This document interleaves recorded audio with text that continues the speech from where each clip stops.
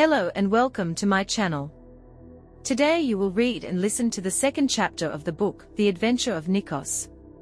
Before we start with the new chapter, let me show you the answers to the questions of the previous one.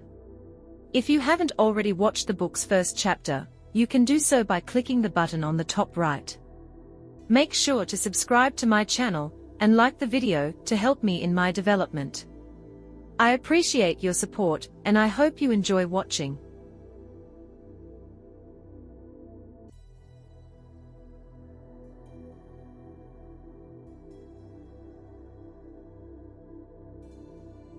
Κεφάλαιο 2.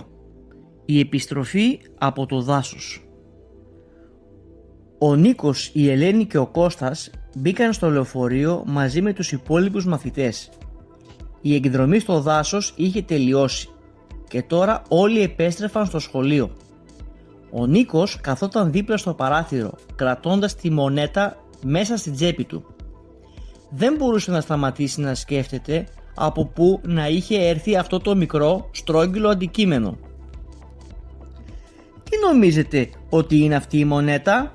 ρώτησε τους φίλους του, βγάζοντας προσεκτικά από την τσέπη του και δείχνοντάς τους την. Η Ελένη την κοίταξε προσεκτικά και είπε με ενθουσιασμό: «Μπορεί να είναι αρχαία, ίσως να αξίζει πολλά χρήματα ή να ανήκει σε κάποιον πολύ σημαντικό άνθρωπο». Ο Κώστας, πιο σκεπτικός, χαμογέλασε και απάντησε: «Ή μπορεί να είναι απλώς μια παλιά δραχμή, αλλά ακόμα και έτσι είναι ενδιαφέρον. Ποιος ξέρει τι ιστορία κρύβει?» Το λεωφορείο προχωρούσε στον δρόμο και ο Νίκος κοιτούσε έξω από το παράθυρο, σκεπτόμενος τι θα έλεγε ο κύριος Παναγιώτης. Ήταν ένας δάσκαλος που αγαπούσε την ιστορία και ήξερε πολλά για τα παλιά αντικείμενα. Ο Νίκος ήθελε πολύ να του δείξει τη μονέτα και να ακούσει τη γνώμη του.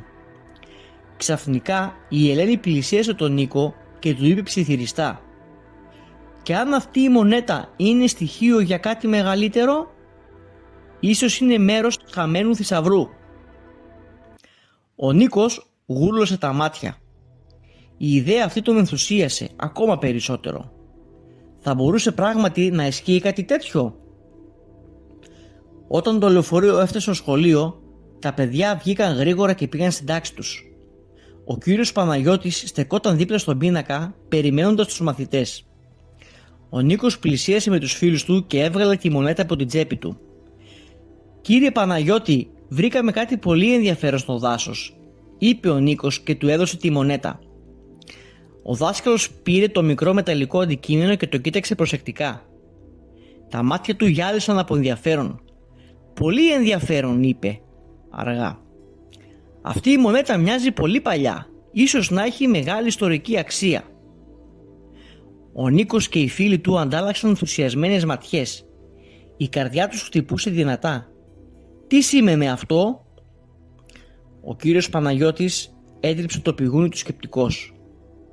«Ξέρετε παιδιά, αυτή η μονέτα έχει σύμβολα που δεν έχουμε ξαναδεί στις συνηθισμένες παλιές δραχμές. Ίσως να πρέπει να την εξετάσουμε πιο προσεκτικά αύριο. Θα μπορούσαμε να τη δείξουμε σε έναν ειδικό ή να επισκεφτούμε ένα μουσείο». Η ιδέα μιας νέας περιπέτειας έκανε τα παιδιά να κοιτάξουν ο ένας τον άλλον με ανυπομονησία. «Θα πάμε μαζί, έτσι?» ρώτησε η Ελένη, προσπαθώντας να κρύψει τον ενθουσιασμό της. Ο Νίκος κούνησε το κεφάλι του καταφατικά. «Φυσικά! Πρέπει να μάθουμε την αλήθεια». Ο κύριος Παναγιώτης χαμογέλασε και έκλεισε το μάτι στους μαθητές του. «Λοιπόν, φαίνεται πως η περιπέτειά σας δεν τελείωσε στο δάσος. Αντίθετα, μόλις άρχισε».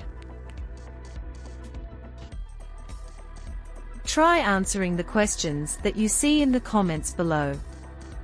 You will get the correct answers and check your results when next capture is published. Don't forget to subscribe and like this video. By doing so, you help my channel a lot and, of course, you will be notified every time I upload new content.